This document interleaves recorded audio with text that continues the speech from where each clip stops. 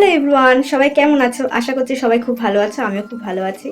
আর অনেকদিন পর কিন্তু একটা নিউ ভ্লগ নিয়ে তোমাদের সাথে চলে এলাম। তো যারা এখনো আমার চ্যানেলটি সাবস্ক্রাইব করেনি অবশ্যই সাবস্ক্রাইব করে দিও। আর হ্যালো গাইস, আমি পৌলমী, তোমরা দেখছো the Bong polo. Welcome back to my channel. তো আজকে কিন্তু যাচ্ছি রথের মেলায়, আর এই রথের মেলা থেকেই কিন্তু আমার ইউটিউবে ভ্লগ করা স্টার্ট হয়েছিল।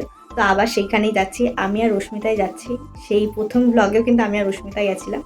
তো রথের মেলাতে এই কদিন যাওয়া হয়নি একদমই, যেহেতু পরীক্ষা চলছিল কলেজের। তো সেই কারণে আজকে যাচ্ছে অনেকদিন পর, তাও এখনো বৃষ্টি হচ্ছে, তো ছাতা নিয়ে বেরোতে হবে, বৃষ্টি সবসময় পড়ছে। তো চলো, এখন কিন্তু আমি পুরো রেডি হয়ে গেছি। তো চলো এখন বেরোচ্ছি। আর এটা হচ্ছে আমার আউটফিট, দেখে নাও। এখানে আমি একটা জিন্স পরেছি নিচে, আর হচ্ছে ওপরে একটা টপ পরেছি, নর্মাল সাজগোজ করেছি, আর ইয়াররিংস পরেছি, আর হচ্ছে একটা ব্রেসলেট পরেছি। আর এখানে মা থেকে আমি 100 টাকা চাইলাম যে মেলায় যাচ্ছি দাও। তো তাই জন্য কিন্তু 100 টাকা নিলাম, আর তারপর হচ্ছে বাড়ি থেকে বেরোলাম। আর এখানে কি হয়েছে, আমি তো প্রথমে আমি আর রশ্মিতা ঠিক করেছিলাম যাব, আর তানিয়ার সাথে আমাদের ঘোরার কথা পরের দিন ছিল। তো যেহেতু তানিয়ার সাথে রাস্তার মধ্যে হঠাৎ করে দেখা হয়ে গেছে, তো তানিয়া আর আমরা মিলে ঠিক করলাম যে আমরা আজকেই ঘুরে নিই পশুদেরটা।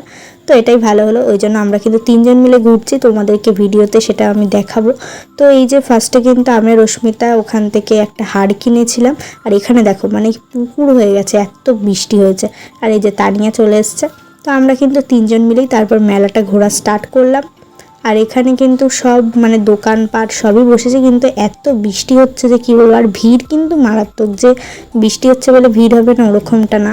আর তারপর কিন্তু রথটা দেখলাম, আমাদের রথের মেলার যে রথ। আর তারপর যে মেন মন্দির সেখানে গেলাম, দেখো তোমরা ঠাকুরটা দেখে নাও। আর এই যে আমরা এখানে 3জন, তারপর কিন্তু আমরা পুরো মেলাটা ঘোরা স্টার্ট করলাম।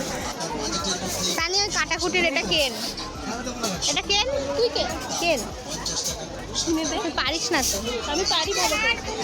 তো এরকম করে করে কিন্তু আমরা এই ভিড়ের মধ্যে মানে এদিকে তো ধর করে ঘামছি, তার মধ্যেই দেখছি মেলাটাকে ঘুরে ঘুরে।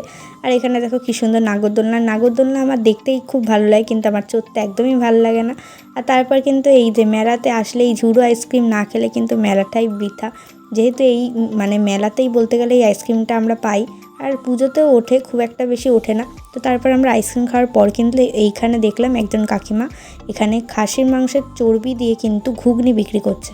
তো ওই জন্য কিন্তু আমরা 3জনেই নিলাম, খেলাম, বেশ ভালোই খেতে ছিল। তারপর এখান থেকে জিলাপি নিলাম বাড়ির জন্য, মা বাবার জন্য।